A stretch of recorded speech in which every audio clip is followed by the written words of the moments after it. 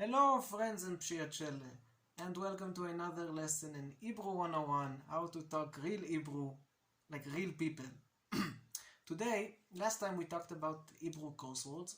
Today we will be talking about slang, particularly Jerusalem slang, which is where I grew up and where I live, and that's the slang that I know.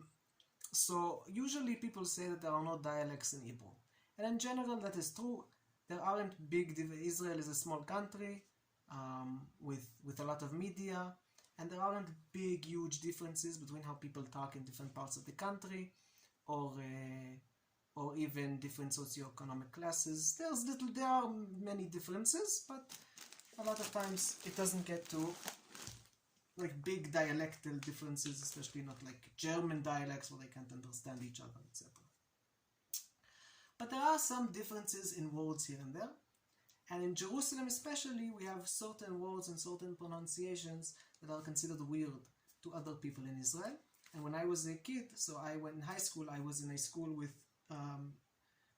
kids from all over the country. And so they made fun of me a lot because of some of the things that I used to say.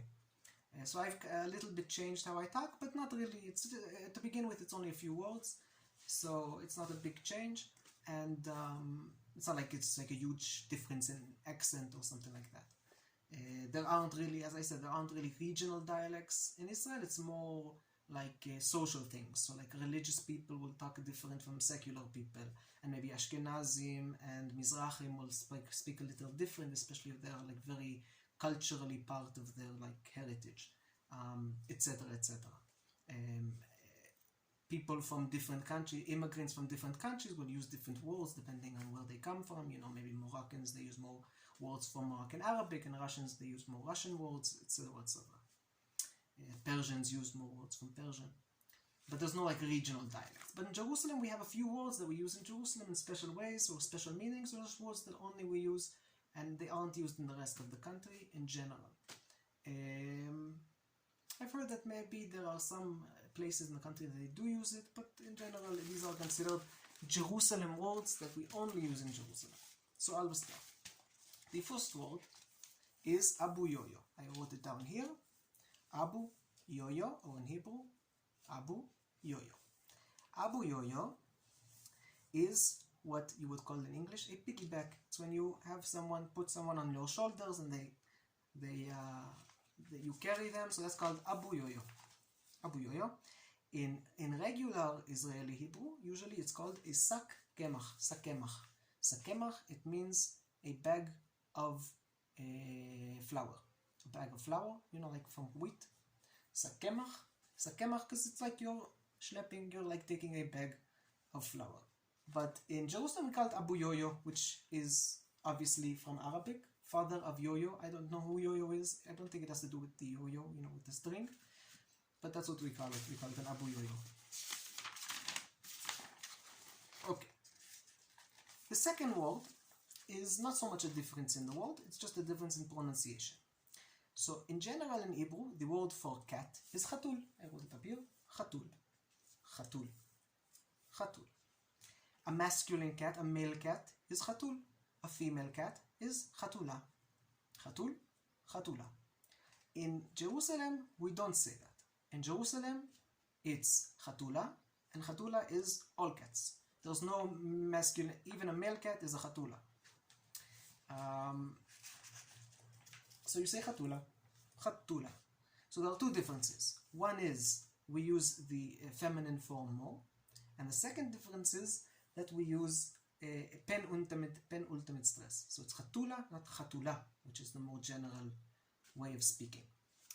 In general, in Hebrew, penultimate stress is considered a little bit a sign of like low class. So like say in words like uga and riba, with cake and jam. So if you're more low class, you say uga and riba. Or if you're more like talking slang, so it's uga and riba, as opposed to uga and riba, which is cake and jam. And there's a joke in Hebrew, what's the difference between uga and uga?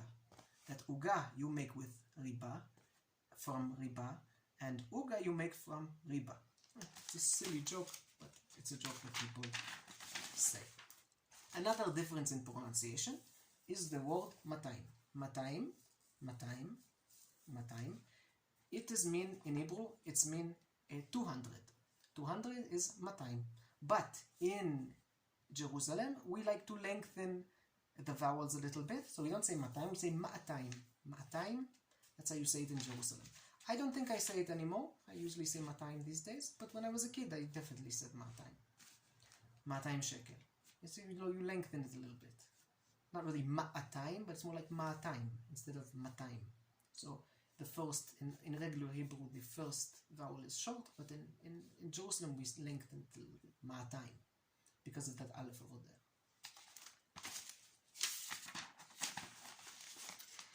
The next example has to do with children's games. So in Jerusalem, at least in Israel, when I was a kid at least, I don't think kids do it anymore.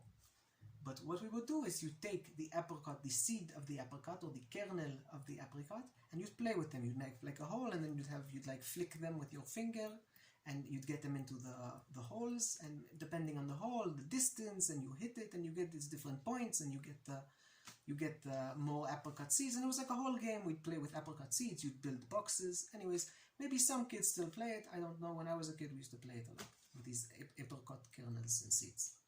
So in general, in most of Israel, I think, it depends from region to region. There are a lot of names for this apricot seed. That's what I'm talking about. The seed of the apricot, the kernel, the middle of the apricot, once you like eat the whole apricot, and that's what you have left. There are different names for it in Israel. I think the most popular name is gogoim. Gogo in singular, and gogoim in the plural. Gogoim. Gogoim. But in Jerusalem, we don't say gogoim. We say adjuim. Adju in the singular, and adjuim in the plural. I think that comes from Arabic. I don't know the Arabic word for it. I guess it might be the same. Adjuim. Say adju. This one is very, very funny. And when I was in high school, this one, people would laugh at me a lot because of this. So, everybody knows what is a lollipop, a candy on the stick. You have a lollipop, you suck on the lollipop. It's lots of fun when you're a kid. So in general, in Hebrew, the word for lollipop is sukaria al makel. It's a little bit long, sukaria al makel. Sukaria al makel is meaning a candy on a stick, literally. That's what it means. Sukaria, candy, from sukar, from sugar. Sukaria means a candy. Al, on.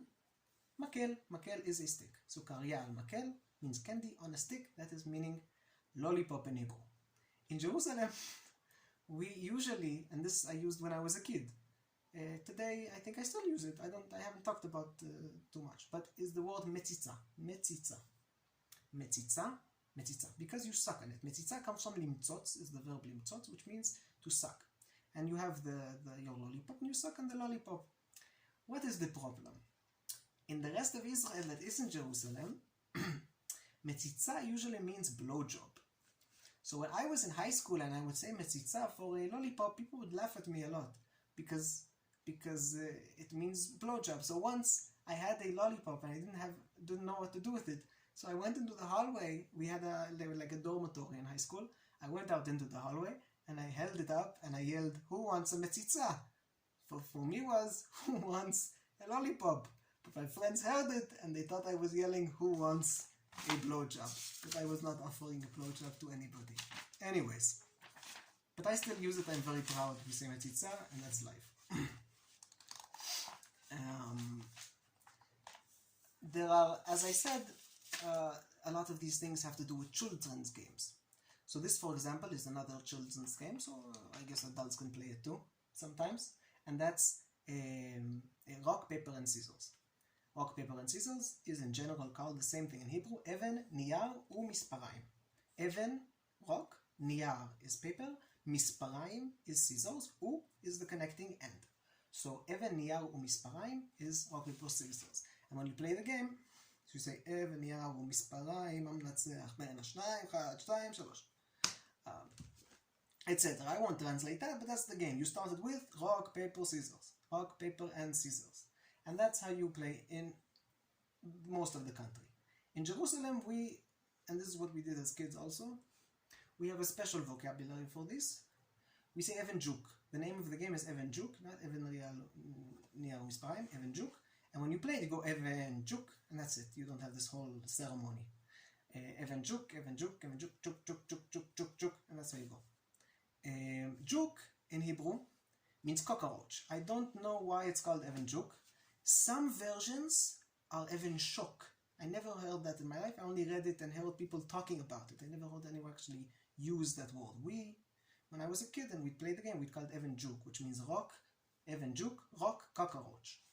I don't know, it might be like some kind of, not really meaning cockroach, but like some kind of mixed up word. We are down to the last word, so I can just talk normally, I think, because you don't know how, it's very tiring having to fake your accent all the time. Anyways, the last word is the word for cotton candy. So, I don't know, like when I was a kid, we had all sorts of, every event there was cotton candy around. Even at school, we had like cotton candy, something they'd have it. Anyways, or like down, like if you go to the marketplace, I think on Fridays a lot of times, or on holidays or around holidays, you'll see people, I know they're churning around the cotton candy and giving it out and selling it, etc. in like the marketplace. So again, in Jerusalem we have a special word for cotton candy, which I actually haven't heard in years. I heard a few years ago. I was at the market, and some guy was yelling it while he was, with the stick with the cotton candy. But I haven't, like, since I was a kid, you don't really get a chance to see cotton candy a lot, so I didn't use it that much. But it might still be in use. It might not exist anymore. I'm not really sure. So in most of Israel, the word for the term I know at least for cotton candy is Se'arot Savta. I wrote it here, Se'arot Savta. The V here is pronounced more like a F, but it's Se'arot Savta, or Se'arot Savta, which means granny hairs. I don't know if it's used in English as well. Grandma's hairs or something like that. And that's what it's called, like, because it looks kind of like hairs, this like white stuff, etc. But in Jerusalem, when I was a kid, and I've heard it a little bit since, we use a totally different word. We call it yam bam bam. Yam bam bam. I don't know where this word comes from. I don't know who made it up, but that's the word for it. It's called yam bam bam, and to the best of my knowledge, this is only used in Jerusalem and in no other city. I mean, I don't know. I haven't been around that much. In the country, maybe. So in regards to all these words, to the best of my knowledge, these are words that are only or primarily used in Jerusalem, and possibly even they're somewhat